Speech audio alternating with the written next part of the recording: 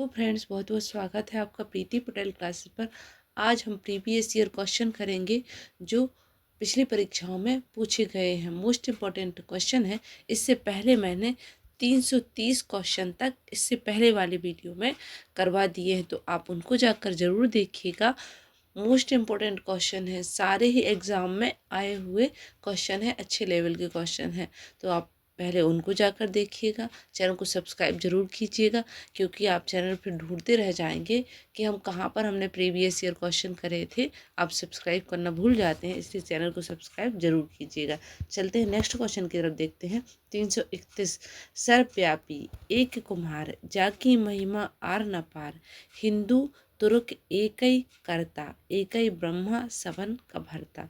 चलते हैं आंसर की तरफ। के रचनाकार है, ये पंक्तियां हैं कुछ यूजीसी नेट में पूछी गई हैं। सारे ही मोस्ट इम्पोर्टेंट क्वेश्चन हैं। चलते हैं। कबीरदास है, मलूकदास है, तुलसीदास है, रहीमदास है, तो कौन है? सर्वव्यापी एकई कुम्हार, जाकी महिमा आर न पार, हिंदू तुर्क एकई करता, एकई ब्रह्मा सबन का भरता। चलते हैं आंसर की तरफ। आपने आंसर टिक कर लिया होगा। चलते हैं आंसर देखते क्या है। आंसर है बी, मलूकदास इसके रचनाकार हैं। कौन है? मलूकदास। देखिए, सारे एग्ज़ाम ओरिएंटेड क्वेश्चन हैं, और आप ज़रूर से ज़रूर, चाहे आपकी एग्ज़ाम की तैयारी हुई हो या ना हुई हो, पहले बाद में आपको क्वेश्चन ज़रूर लगाना चाहिए, क्योंकि इससे आपको ये पता चल जाएगा कि एग्ज़ाम में क्वेश्चन बनते कहाँ से। जब लिटरेचर आप पढ़ेंगे तो आप उन पॉइंटों को ध्यान रखेंगे, याद रखेंगे कि यहाँ से क्वेश्चन बने थे। इस वजह से आप क्वेश्चन प्रीवियस ईयर एग्जाम में पूछे गए, भले ही किसी भी परीक्षा में पूछे गए हों, लिटरेचर तो वही है ना, हिंदी लिटरेचर थोड़ी ना बदल जाएगा। सारे एग्जाम और इम्पोर्टेंट ही क्वेश्चन होते हैं, तो आप प्रीवियस ईयर क्वेश्चन जरूर लगाइएगा। नेक्स्ट क्वेश्चन की तरफ चलते हैं। भाषा प्रवीण सुछंद सदा रही, सौघन जी के काव्यत्य बखानई। भाषा प्रवीण सुछंद सदा रहे, सौघन जी के कवित्व बखान है। भक्ति है, पंक्ति है, किसकी पंक्ति है? घनानंद की, बोधा की, ब्रजनाथ की, रत्नाकर की। इससे पहले मैंने रचनाओं पर बहुत सारे क्वेश्चन करवाए हैं, तो आप प्रीवियस ईयर वीडियो जरूर देखिएगा। ये पंक्तियों से क्वेश्चन हम आने लगे हैं। इससे पहले रचनाकारों से मैंने क्वेश्चन करवाए हैं, रचनाओं से क्वेश्चन करवाए हैं, तो आपने आंसर टिक कर लिया होगा। चलते हैं आंसर देखते हैं क्या है। आंसर है सी, ब्रजनाथ की ये पंक्तियां हैं। किसकी? ब्रजनाथ की हैं। चलते हैं नेक्स्ट क्वेश्चन की तरफ।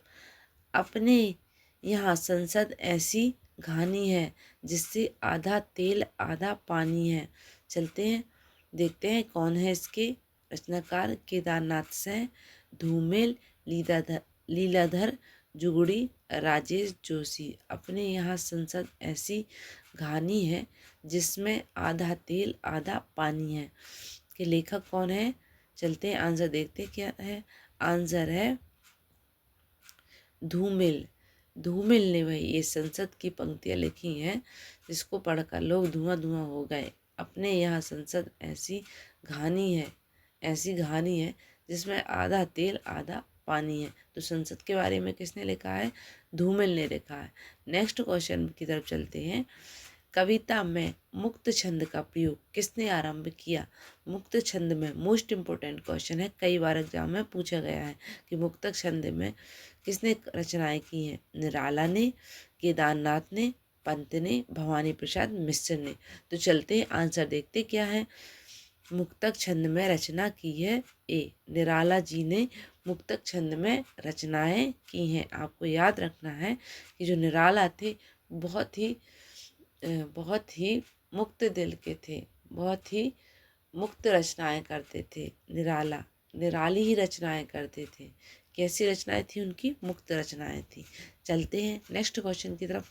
मधुर मधुर मेरे दीपक जल में कौन सा भाव व्यक्त हुआ है? मधुर मधुर मेरे दीपक जल में कौन सा भाव व्यक्त हुआ है?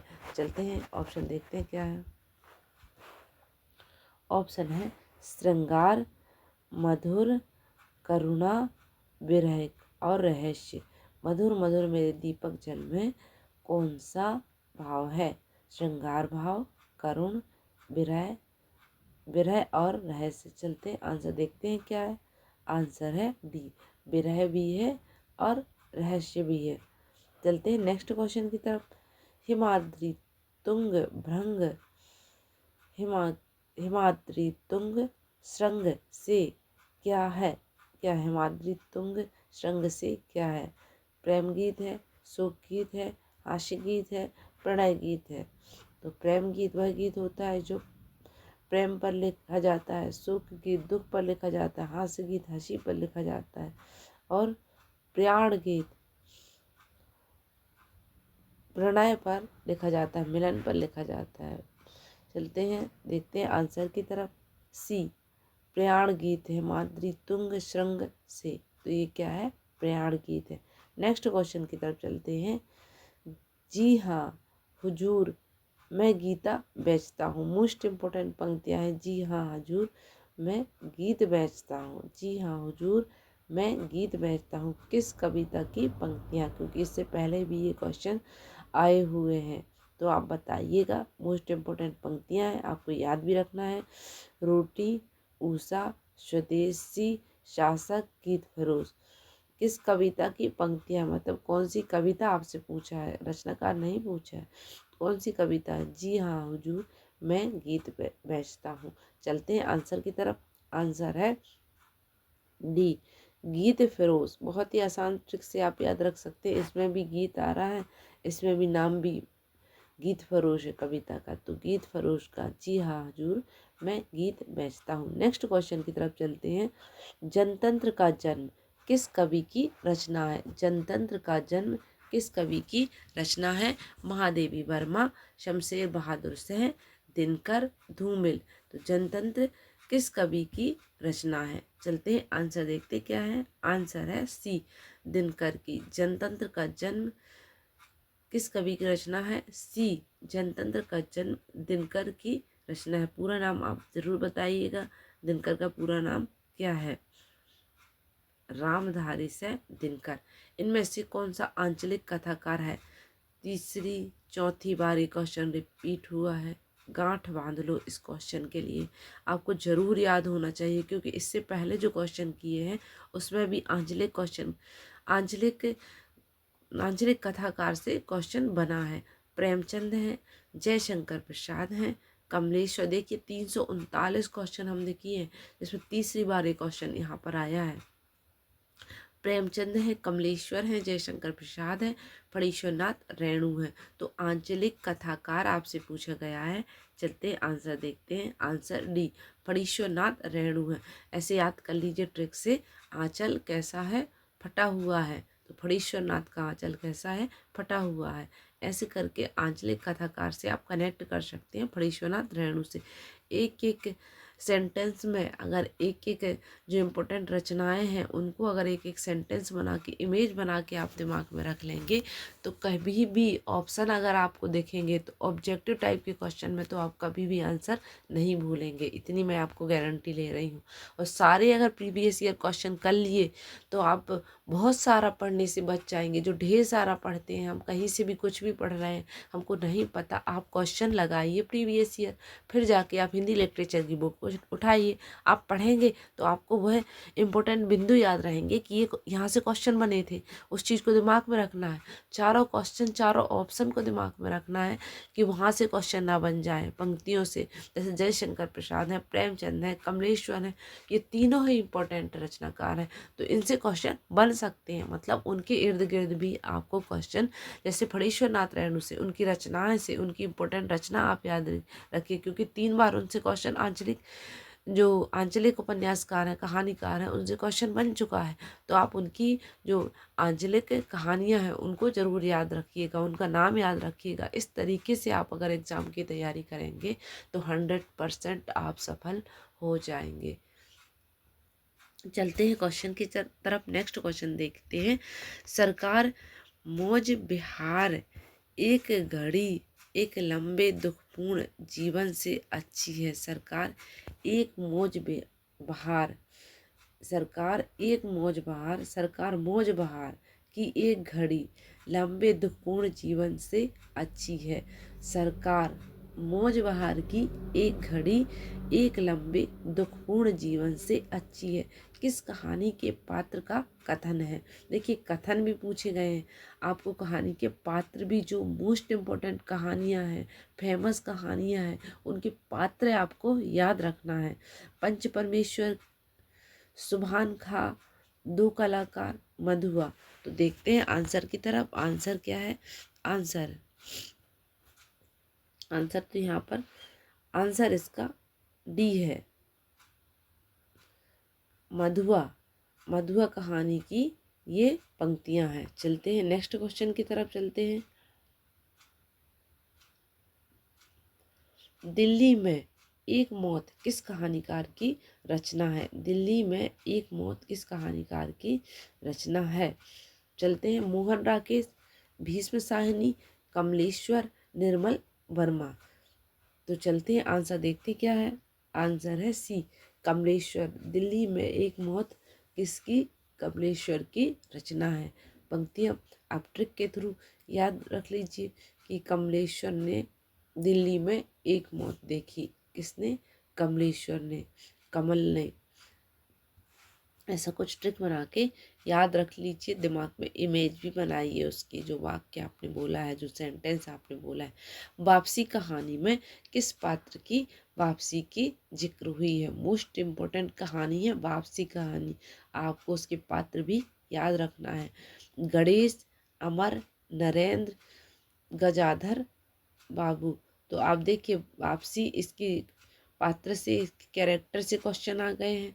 तो चलते हैं आंसर देखते हैं। आंसर है डी, गजाधर बाबू की वापसी हुई है। चलते हैं नेक्स्ट क्वेश्चन की तरफ। हिंदुस्तानी भाषा का रूप क्या है? संस्कृत निष्ठ है, हिंदी उर्दू मिश्रित है, दक्षिणी हिंदी है, ब्रज अवधी मिश्रित रूप है। तो हिंदुस्तानी भाषा का रूप क्या है? चलते हैं आंसर देखते क्या है। आंसर है हिंदी उर्दू मिश्रित है। चलते हैं नेक्स्ट क्वेश्चन की तरफ। देखिए हिंदुस्तानी जो भाषा का रूप क्या है? उर्दू इसमें मिश्रित है। चलते हैं नेक्स्ट क्वेश्चन की तरफ। आनंद कादम्बनी के संस्थापक थे? कौन थे संस्थापक आनंद कादम्बनी के? भारतेंदु हरिश्चंद्र, बद्री नारायण चौधरी, प्रेमधन। अब देखिए बद्री नारायण चौधरी इनका पूरा नाम है। प्रेमधन देखिए आपको उपनाम इनका, देखिए इनका पूरा नाम पूछ सकते हैं, तो आपको याद रखना चाहिए। तो कविता जैसे रट लीजिए नाम को।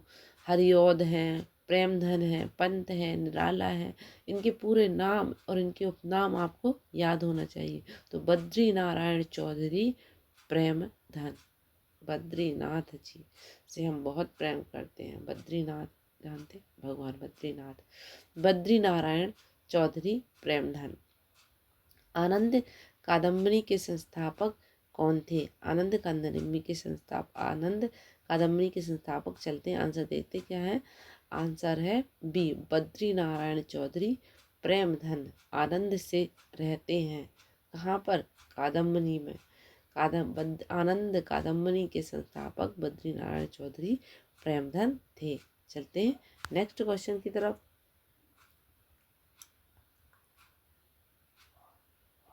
दीदी पत्रिका के संपादक थे? दीदी पत्रिका के संपादक थे ठाकुर श्रीनाथ सेन, ठाकुर जगमोहन सेन, गणेश शंकर विद्यार्थी, प्रताप नारायण मिश्र। दीदी पत्रिका के संपादक। आपने आंसर टिक कर लिया होगा। चलते हैं आंसर की तरफ। आंसर है ए, ठाकुर श्रीनाथ सेन दीदी पत्रिका के संपादक थे। ठाकुर श्रीनाथ सेन ठाकुर श्रीनाथ की दीदी हैं। चलते हैं नेक्स्ट क्वेश्चन की तरफ।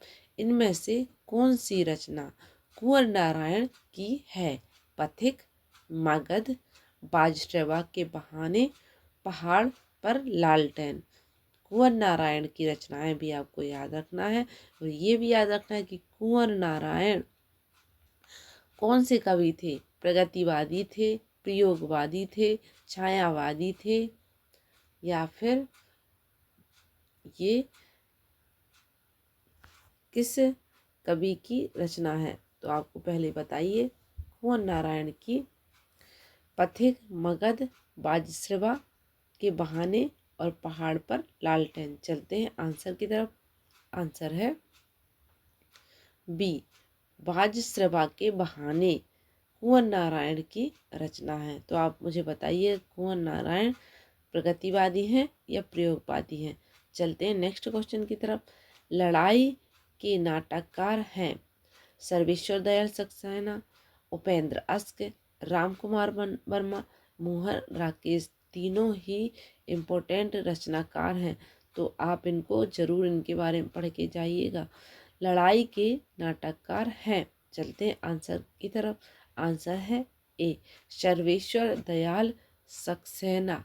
ऐसे याद रखिए ट्रिक के थ्रू कि सर्वेश्वर जो सबके ईश्वर हैं वो हमेशा लड़ाई झगड़ा बचाते हैं, लड़ाई नहीं करवाते। इसी वजह से उन्होंने लड़ाई पर एक नाटक लिख डाला। तो सर्वेश्वर दयाल सक्सेना नाटक लड़ाई के रचनाकार हैं। चलते हैं नेक्स्ट क्वेश्चन की तरफ। मोहन राकेश की रचनाएं भी आपको याद रखना है। आधे अधूरे, अंधेरे बंद कमरे, इनके बहुत ही फेमस रचनाएं हैं। उपेंद्र अस्क की याद रखना है। रामकुमार वर्मा के बारे में आपको पढ़ना है। कब्बे और काला पानी के कहानीकार हैं अखिलेश हैं, उदय प्रकाश हैं, स्वयं प्रकाश हैं, निर्मल वर्मा हैं। तो चलते हैं आंसर की तरफ। आंसर है डी, निर्मल वर्मा हैं। काले पानी की सजा खा के निर्मल हो गए कौन? वर्मा जी। ऐसे ट्रिक के थ्रू याद रख लीजिए, यहीं की यहीं तुरंत याद कीजिए ना। और फिर देखिए क्वेश्चन लगा के 1 से 2 बार अगर ये वीडियो देखेंगे आप तो आपको रचनाएं याद हो जाएंगी। ट्रिक को इमेज में आपको रखना है।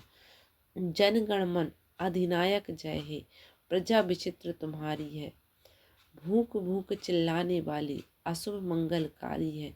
इन पंक्तियों के लेखक हैं केदारनाथ अग्रवाल, नागार्जुन, केदारनाथ सिंह, धूमिल। तो आप धूमिल बताइए किसका नाम है, ये किसका उपनाम है। तो चलते हैं आंसर की तरफ। आंसर है बी, नागार्जुन की ये पंक्तियां हैं। प्रजा विचित्र तुम्हारी है, भूख भूख चिल्लाने वाली है, अशुभ अमंगलकारी है। तो ये रचनाएं किसकी हैं? नागार्जुन की। नागार्जुन को याद रखना है कि सबसे ज़्यादा कविताएं इन्होंने, नागार्जुन ने किस पर लिखी हैं? श्रमिकों पर लिखी हैं। तो आपको ये भी याद रखना है क्योंकि ऐसे क्वेश्चन भी आपसे पूछे जा सकते हैं। तो नागार्जुन के बारे में आप याद रखिएगा। चलते हैं नेक्स्ट क्वेश्चन की तरफ। प्रगतिशील लेखक संघ की स्थापना भारतवर्ष में कब हुई? प्रगतिशील लेखक संघ की स्थापना 1930 में, 1932 में, 1936 में, 1938 में। तो चलते हैं प्रगतिशील लेखक संघ की स्थापना। प्रगतिवादी कवि सी, 1936 में प्रगतिशील लेखक संघ की स्थापना हुई है। सन याद रखना है आपको कि प्रयोगवादी, प्रगतिवादी। चलते हैं नेक्स्ट क्वेश्चन की तरफ। दक्षिण भारत हिंदी प्रचार सभा का मुख्यालय कहाँ है? दक्षिण भारत की हिंदी प्रचार सभा का मुख्यालय हैदराबाद में है, कोचीन में है, मद्रास में है या फिर बेंगलोर में है। तो चलते हैं आंसर देखते हैं क्या है। दक्षिण भारत की हिंदी प्रचार सभा की सी, मद्रास में है। दक्षिण भारत हिंदी प्रचार सभा का मुख्यालय कहाँ पर है? दक्षिण भारत हिंदी प्रचार सभा मद्रास में है। तो आप दक्षिण में याद रखिएगा कि मद्रास तो दक्षिण में ही है ना, तो हिंदी प्रचारणी सभा का दक्षिण का मुख्यालय दक्षिण में ही होगा। चलते हैं नेक्स्ट क्वेश्चन की तरफ। बेंगलुरु भी दक्षिण में, हैदराबाद भी। आप याद रखिए मद्रास माँ है प्रचारणी सभा का, ऐसे माँ हिंदी दक्षिण भारत की हिंदी प्रचार सभा की माँ कहाँ पर है? मद्रास में है। माँ मद्रास मतलब माँ से माँ से मद्रास, ऐसे कुछ भी ट्रिक बना लीजिए। हिंदुस्तानी पत्रिका का प्रकाशन किस संस्था से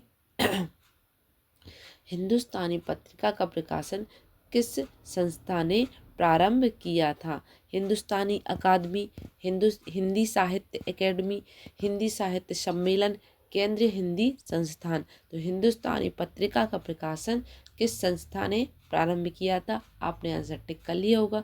चलते हैं आंसर की तरफ। आंसर है ए, हिंदुस्तानी अकादमी। हिंदुस्तानी अकादमी जो है हिंदुस्तानी पत्रिका के प्रकाशन की संस्था का प्रारंभ किया गया था। चलते हैं नेक्स्ट क्वेश्चन की तरफ। शेष स्मृतियों के लेखक हैं केदारनाथ सिंह, रघुवीर सिंह, दूधनाथ सिंह, कुंवर चंद्र प्रकाश सिंह। तो शेष स्मृतियां के लेखक कौन है? चलते हैं आंसर की तरफ। आंसर है बी, रघुवीर सिंह है। शेष स्मृतियों के लेखक कौन है? रघुवीर सिंह है। रघुवीर सिंह की, जैसे भगवान रघुवीर किसको कहते हैं? रामचंद्र को कहते हैं रघुवीर। तो उनकी स्मृतियां अभी भी हमारे पास शेष हैं। तो ऐसे याद रखिए, रघुवीर की स्मृतियां, राघव की स्मृतियां अभी भी हमारे पास शेष हैं। ऐसे यहीं के ही याद कर लीजिए। शब्द अनुशासन के लेखक हैं रामचंद्र शुक्ल, हेमचंद्र। नेक्स्ट आगे के ऑप्शन देखते हैं। शब्द अनुशासन, सरहप्पा स्वयंभू। तो चलते हैं ऑप्शन की तरफ। ऑप्शन है बी। कौन है इनके रचनाकार? शेष स्मृतियां शब्द अनुशासन हेमचंद्र द्वारा लिखे गए हैं। मोस्ट इम्पोर्टेंट है रचना है शब्द अनुशासन। तो हेमचंद्र ने शब्द अनुशासन से लिखा। नेक्स्ट क्वेश्चन की तरफ चलते हैं। खालिक बारी किसकी रचना है? खालिक बारी, खालिक खलक, रहीम, अमीर खुसरो, अकबर। खालिक बारी। चलते हैं आंसर की तरफ। आंसर है सी, अमीर खुसरो की रचना है खालिक बारी। नेक्स्ट क्वेश्चन की तरफ चलते हैं। सूफी काव्य का उद्देश्य है प्रेम निरूपण, इस्लाम धर्म का प्रचार, काव्य शास्त्र निरूपण, राष्ट्रीय चेतना। तो सूफी काव्य का उद्देश्य, चलते हैं आंसर की तरफ। आंसर है प्रेम निरूपण। मतलब जितने भी सूफी कवि थे वो प्रेमाश्रयी शाखा के कवि थे। चलते हैं नेक्स्ट क्वेश्चन की तरफ। रीति मुक्त कवि नहीं है। मतलब सूफी काव्य जो उनकी भक्ति भावना थी वो प्रेम की थी, प्रेम करते थे ईश्वर से, आत्मा से। परमात्मा का क्या है? प्रेम है। तो इस तरीके से उनकी भक्ति होती थी। चलते हैं नेक्स्ट क्वेश्चन की तरफ। रीति मुक्त कवि नहीं है। रीति मुक्त, रीति युक्त दोनों, रीतिबद्ध और रीति मुक्त दोनों को आपको अच्छे से याद रखना है। घनानंद, जशवंत सिंह, बोधा, ठाकुर। तो आप इनको ट्रिक के थ्रू याद रखिएगा कि जो रीति बद्ध कवि है और रीति मुक्त कवि है, एक एक ट्रिक बना लीजिए। 5-6 कवि होंगे तो दोनों की ट्रिक के थ्रू जोड़ के याद कर लीजिए। अगर आप चाहते हैं कि मैं इस पर वीडियो बनाऊं ताकि आपको ये रचनाएं याद हो जाए तो आप कमेंट जरूर कीजिएगा। रीति मुक्त कवि नहीं है। घनानंद, जशवंत सिंह, बोधा, ठाकुर। चलते हैं आंसर की तरफ। आंसर सी, जशवंत सिंह रीति मुक्त कवि नहीं है। घनानंद, बोधा, ठाकुर तीनों ही रीति मुक्त कवि हैं। मतलब इनकी जो रचनाएं हैं वो मुक्त हैं। इन्होंने छंदों को बांधकर नहीं लिखा है कि जो रीतिबद्ध रचनाएं हैं उसमें छंद सारे बंधे हुए हैं, जुड़े हुए हैं। जबकि रीति मुक्त कविता में छंद मुक्त हैं, मुक्तक छंद में लिखी गई रचनाएं हैं। जूही की कली बहुत ही फेमस रचना है। किसकी है? पंत की है, प्रसाद की है, निराला की है, महादेवी वर्मा की है। जूही की कली किसकी रचना है? चलते हैं आंसर की तरफ। आंसर है बी, निराला की। निराला जी ने जूही की कली तोड़ी। जूही की कली, एक निराले ही हैं निराला जी, जो जूही की कली, चंपा की कली इस तरीके से रचनाएं करते हैं। तो आप ऐसे ट्रिक के थ्रू दिमाग में इमेज बना लीजिए कि निराला जी की रचना क्या है? जूही की कली। बहुत ही निराले हैं इसलिए जूही की कली पर रचना की।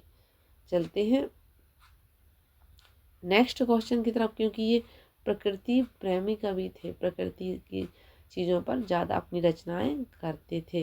निराला।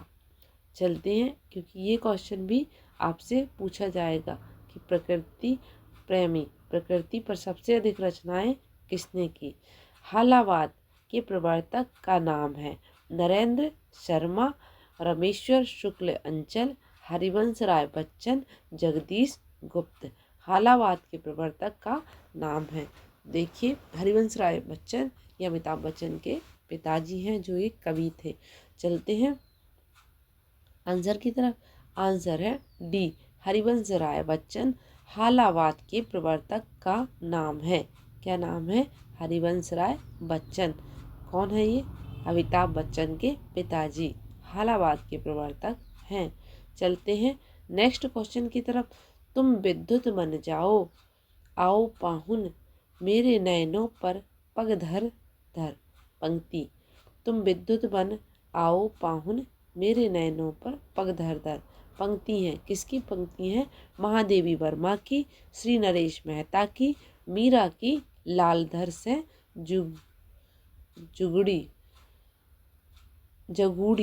जगूड़ी की किसकी पंक्तियां हैं? तो आपने आंसर टिक कर लिया होगा। चलते हैं आंसर की तरफ। आंसर है ए, महादेवी वर्मा की। महादेवी वर्मा छायावादी कवियत्री हैं। आपको छायावादी कवि याद रखना है। त्रिमूर्ति किसे कहते हैं जो छायावाद की हैं? चलते हैं नेक्स्ट क्वेश्चन की तरफ। अपभ्रंश की पुरानी हिंदी किसने कहा है? अपभ्रंश को पुरानी हिंदी किसने कहा है? ग्रियर्सन ने, चंद्रधर शर्मा गुलेरी ने, श्याम सुंदर दास ने, भारतेंदु हरिश्चंद्र ने। तो अपभ्रंश को पुरानी हिंदी किसने कहा है? आंसर की तरफ चलते हैं। आंसर है सी, चंद्रधर शर्मा गुलेरी ने अपभ्रंश को पुरानी हिंदी कहा है। नेक्स्ट क्वेश्चन की तरफ चलते हैं। संचार माध्यमों में प्रयोग होता है हिंदी का शासकीय रूप, हिंदी का साहित्यिक रूप, हिंदी का शुद्ध व्याकरणिक रूप, हिंदी का व्यवहारिक रूप। संचार माध्यमों में कौन सा हिंदी का रूप प्रयोग में लाया जाता है? शासकीय रूप, हिंदी का साहित्यिक रूप, हिंदी का शुद्ध व्याकरणिक रूप, हिंदी का व्यवहारिक रूप। तो चलते हैं आंसर की तरफ। आपने आंसर टिक कर लिया होगा। आंसर है डी, हिंदी का व्यवहारिक रूप प्रयोग में लाया जाता है संचार के माध्यमों में। कवि वचन, क्योंकि संचार के जो माध्यम है उनमें अगर व्यवहारिक हिंदी ही प्रयोग में नहीं लेके आएंगे तो हम समझेंगे कैसे एक दूसरे की भाषा? नहीं समझ पाएंगे ना भाई। चलते हैं नेक्स्ट क्वेश्चन की तरफ। कवि वचन सुधा के संपादक थे। कौन थे कवि वचन सुधा के संपादक? राजा शिव प्रसाद सितारे हिंद, भारतेंदु हरिश्चंद्र, बाल मुकुंद गुप्त, गुलाब राय। कवि वचन सुधा मोस्ट इम्पोर्टेंट क्वेश्चन है, तो आपको याद रखना है। आंसर आपने टिक कर लिया होगा। चलते हैं आंसर की तरफ। आंसर है भारतेंदु हरिश्चंद्र ने कवि वचन सुधा का संपादक किया। तो याद रखिए, भारत के इंदु जो हैं उनके मुंह से हमेशा क्या निकलती है? सुधा ही निकलती, अमृत निकलती है। उनके वचन कैसे हैं? सुधा की तरह हैं, अमृत के समान हैं। भारत के इंदु, भारतेंदु। चलते हैं नेक्स्ट क्वेश्चन की तरफ। क्वेश्चन कहाँ तक पहुँच गए? 364 क्वेश्चन तक पहुँच गए हैं। नागरी प्रचारणी सभा मोस्ट इम्पोर्टेंट की स्थापना किस वर्ष हुई थी? नागरी प्रचारणी सभा, हिंदी साहित्य आप पढ़ेंगे तो आपको पता चलेगा कि इम्पोर्टेंट पॉइंट हमको कहाँ से ध्यान रखना है, क्योंकि आपने क्वेश्चन लगा लिए हैं। 1853 में, 1902 में, 1857 में, 1917 में। चलते हैं आंसर देखते हैं। आंसर है ए, 1893 में नागरी प्रचारणी सभा की स्थापना हुई थी। नेक्स्ट क्वेश्चन की तरफ चलते हैं। शिव शंभू के चिट्ठे के लेखक हैं। शिव शंभू के चिट्ठे श्याम सुंदर दास, हजारी प्रसाद द्विवेदी, बाल मुकुंद गुप्त, मुंशी सदासुख लाल। तो चलते हैं आंसर की तरफ। आंसर क्या है?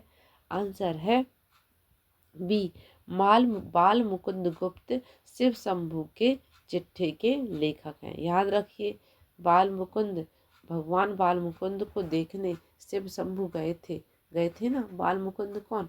भगवान कृष्ण जब जन्म लिए थे कृष्ण रूप में तो शिव शंभू गए थे देखने के लिए, राम जन्म लिए थे तब भी शिव शंभू गए थे देखने के लिए, उनके बाल रूप को दर्शन करने के लिए। ऐसे कहानी बना के दिमाग में इमेज रखिए, आप कभी नहीं भूलेंगे। शिव शंभू की चिट्ठी किसकी रचना है? बाल मुकुंद गुप्त की। कवियों की उर्मिला विषयक उदासीन निबंध के लेखक हैं। कवियों की उर्मिला विषयक उदासीनता निबंध के लेखक हैं हजारी प्रसाद द्विवेदी, महावीर प्रसाद द्विवेदी, बालकृष्ण भट्ट, भारतेंदु।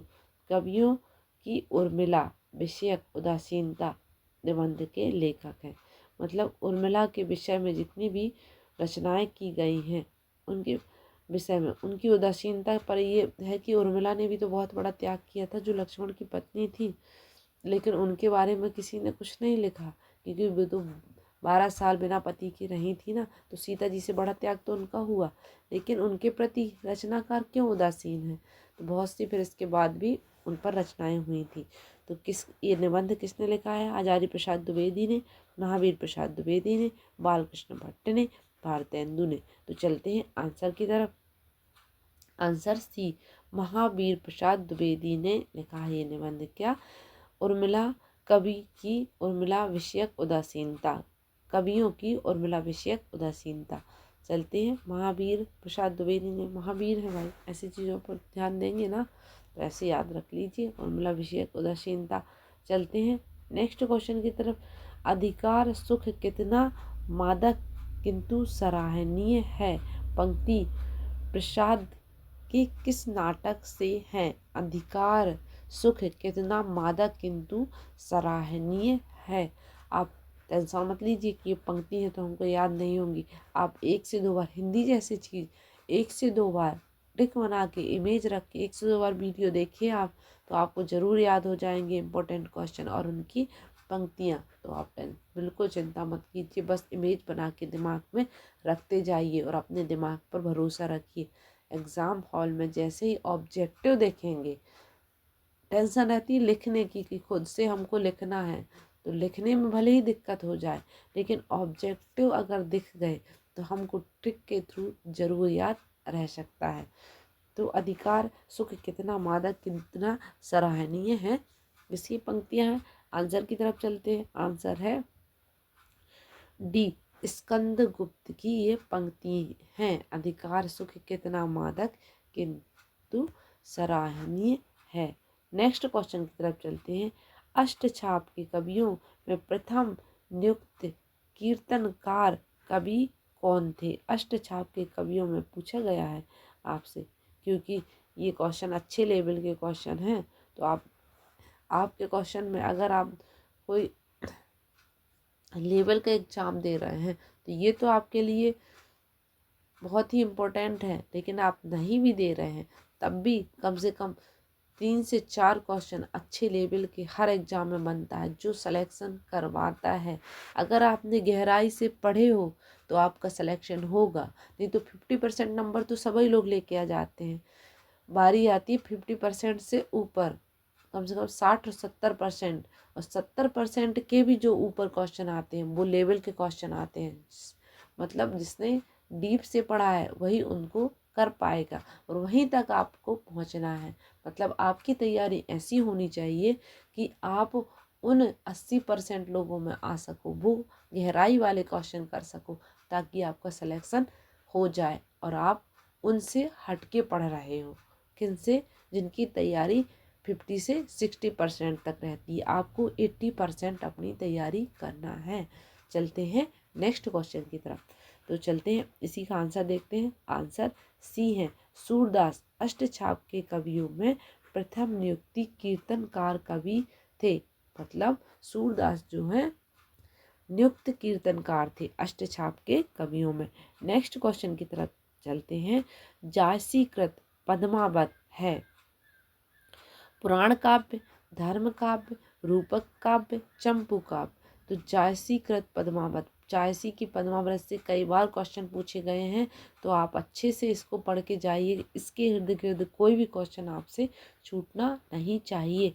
जायसी कृत पद्मावत।